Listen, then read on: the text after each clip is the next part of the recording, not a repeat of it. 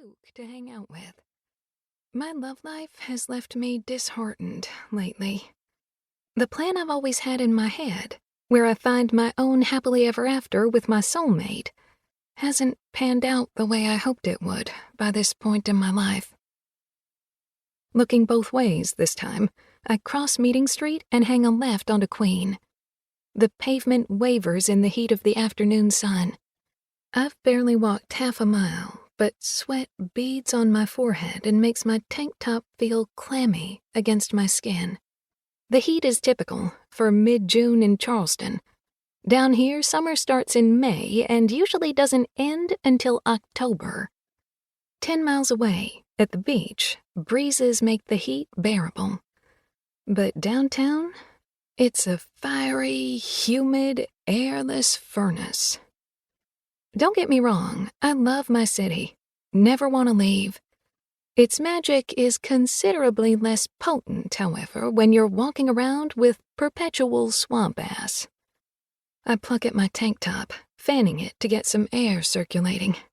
The heat is making me second-guess my decision to head to my brother Elijah's restaurant, The Pearl, for a quick bite. It's a little after 4, which means he's about to feed his staff before dinner service begins. He always has his chefs make a little extra for drop-ins like me. But right now, I'm more thirsty than hungry. I just finished up one of my shifts behind the counter at Holy City Roasters, the coffee shop I own on Wentworth Street. I walk to and from work every day. I live just down the street here on Queen. Usually the mile-long walk is enjoyable, especially in the morning. Today, though, it's killing my appetite.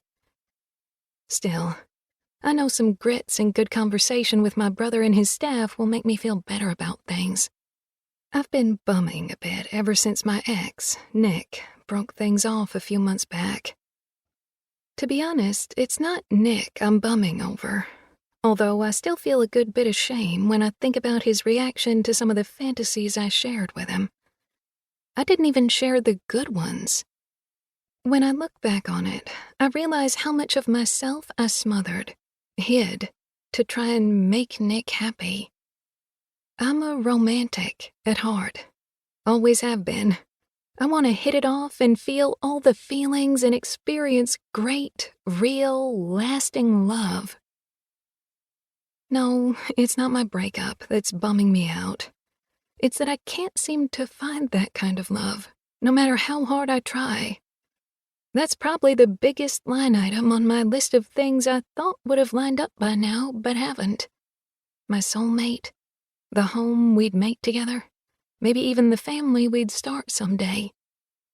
Hard not to feel like I'm falling short when I see my friends and family enjoying that kind of perfect future. Granted, I see a lot of that perfection through the distorted lens of social media. Still, I want to get there. I've made my professional dreams come true, and now I'd like to start making my personal ones come true, too.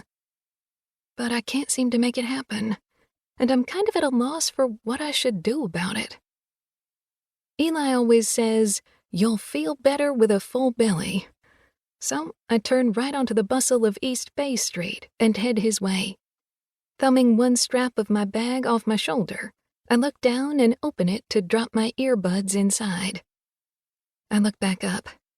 My gaze lands on a pickup truck pulled to the curb just outside Unity Alley, the Pearl's address. The pickup is old, not quite vintage, but in impeccable shape. The chrome grille shines, not a smudge in sight. Tires are new. The candy apple red paint is spotless, clean, unmarred by dents or dirt. My heart skips a beat when I glimpse the guy moving behind it. The truck is big, and so is he. He's tall and... brawny sounds cheesy, but that's exactly what he is.